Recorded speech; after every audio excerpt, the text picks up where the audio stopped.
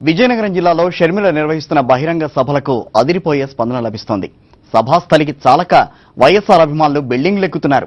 షర్మిల ప్రసంగాలు వినడానికి ఉత్తరాంధ్ర ప్రజలు ఆసక్తి చూపిస్తున్నారని చెప్పడానికి ఆమె సభలకు వస్తున్న ప్రజలే సాక్ష్యం. జూలై 8న విజయనగరం జిల్లాలో షర్మిల అడుగుపెట్టారు. విజయనగరం జిల్లా ఎస్కోట నియోజకవర్గం చింతలపాలెంలో షర్మిలకు ఘన స్వాగతం లభించింది. ఆ రోజు నుంచి ఈ రోజు వరకు విజయనగరం జిల్లాలో షర్మిల ప్రభంజనం కొనసాగుతూనే ఉంది. అక్కడి నుంచి 7 కిలోమీటర్లు నడిచి కొత్త వలసలో షర్మిల బహిరంగ సభ నిర్వహించారు. వైఎస్ఆర్ అనే పదం రాష్ట్ర ప్రజలకు భరోసా అన్నారు షర్మిల. వైఎస్ఆర్ అనే ఒక్క పదం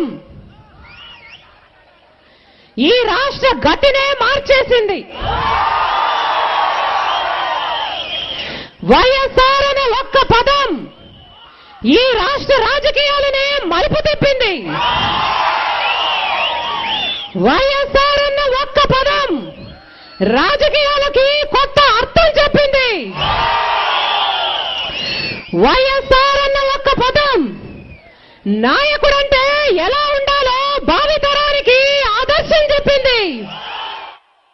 ఆ తర్వాత 2 రోజుల పాటు షర్మిల ఏ బహిరంగ సభలోనూ ప్రసంగించలేదు. ప్రజలను కలుసుకోవడం, వారి సమస్యలు తెలుసుకోవడం మీదనే దృష్టి సారించారు. జూలై 11న గజపతి నగరం నియోజకవర్గం కోటారిబిల్లి జంక్షన్ లో షర్మిల సభకు జనం పోటెత్తారు. అవిశ్వాసానికి మద్దతు పలుకుంటే ఈ కాంగ్రెస్ ప్రభుత్వం ఎప్పుడో కూలిపోయిండే. ఈ కాంగ్రెస్ ప్రభుత్వం కూలిపోయి ఉంటే ఈ ఛార్జీల మోత, ఈ కరెంటు బాధుడు ప్రజల నెత్తిన పడేది కాదు. ఇక జిల్లా కేంద్రమైన విజయనగరంలో షర్మిల సభకు ఇసుక వేస్తే రాలనంత మంది జనం వచ్చి వైఎస్ఆర్ కుటుంబంపై తమ అభిమానాన్ని చాటుకున్నారు. కనీసము ఈ పట్టణానికన్నా మంచినీళ్లు ఉన్నాయా అంటే మంచినీళ్లు కూడా లేవు. రాజశేఖర రెడ్డి గారు బ్రతుకున్నప్పుడు తారక రామ సాగర్ నుంచి మంచినీళ్లు తీసుకురావాలని, మంచినీటి సమస్యను శాశ్వతంగా పరిష్కరించాలని 70 కోట్ల రూపాయలు కేటాయించి దానికి సంబంధించి పైప్ లైన్లకు భూమి సేకరించి పైప్ లైన్ల పని పూర్తి కూడా చేశారు. రాజశేఖర రెడ్డి గారు బ్రతికుంటే రిజర్వాయర్ పనులు కూడా పూర్తయిపోయాయి. నెల్లిమర్లలో జగన్ నినాదాలు మారుమోగాయి. షర్మిలను చూడడానికి వచ్చిన అభిమానులతో నెల్లిమర్ల జనమర్ల అయింది. రాజశేఖర రెడ్డి గారి రెక్కల కష్టం మీద అధికారంలోకి వచ్చిన కాంగ్రెస్ పార్టీ రాజశేఖర రెడ్డి గారి సిద్ధాంతాలకు, ఆశయాలకి భిన్నంగా అన్ని ఛార్జీలను, అన్ని పన్నులను పెంచేసింది.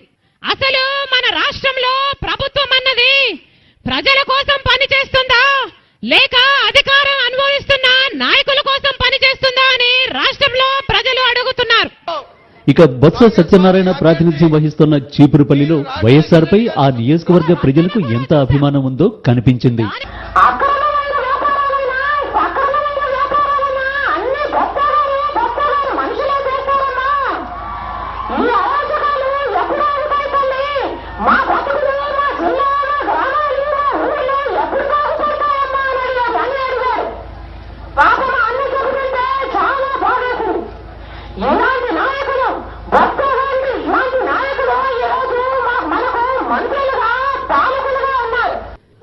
బొబ్బిలి నడిబొడ్డుపై బెబ్బులిలా గర్జించారు షర్మిల. కాంగ్రెస్ పార్టీకి ఎందుకు ఓటేయాలి అంటూ ప్రశ్నించారు. ప్రజల బాగోగులని గాలి కొదిలేసి రాష్ట్ర ప్రజల మీద పగబట్టినట్టు వ్యవహరిస్తుంది ఈ కాంగ్రెస్ సర్కార్. ఈ కాంగ్రెస్ పార్టీని అడుగుతున్నాము, ప్రజలు మీకు ఎందుకు ఓటేయాలి అని. ప్రజల గురించి ఆలోచన ఏ రోజు ఈ 4 సంవత్సరాలలో మీరు చేశారు అని కాంగ్రెస్ పార్టీని నిలదీస్తున్నాం. పార్వతీపురంలో షర్మిల సభకు వచ్చిన జనాలకు రోడ్లు, బిల్డింగులు చాలలేదు. పార్వతీపురంలో అభిమానం ఆకాశాన్ని తాకింది. రాజశేఖర రెడ్డి గారు మన రాష్ట్రాన్ని హరితాంధ్రప్రదేశ్ గా చేయాలనుకుంటే బొత్స గారు, ఈ కాంగ్రెస్ నాయకులు కలిసి మన రాష్ట్రాన్ని మధ్యాంధ్రప్రదేశ్ గా చేశారు. 3 ప్రాజెక్టులు, ఉత్తరాంధ్ర సుజల శ్రవంతి, తోటపల్లి, జంధ్యావతి ఇలాంటి ఎన్నో ప్రాజెక్టులని గాలి కొదిలేస్తుంటే బొత్స గారు లాంటి నాయకులు చూస్తూ ఉండడము వాస్తవం కాదా?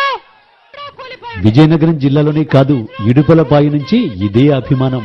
మాటలకు, అక్షరాలకు అందని అభిమానం.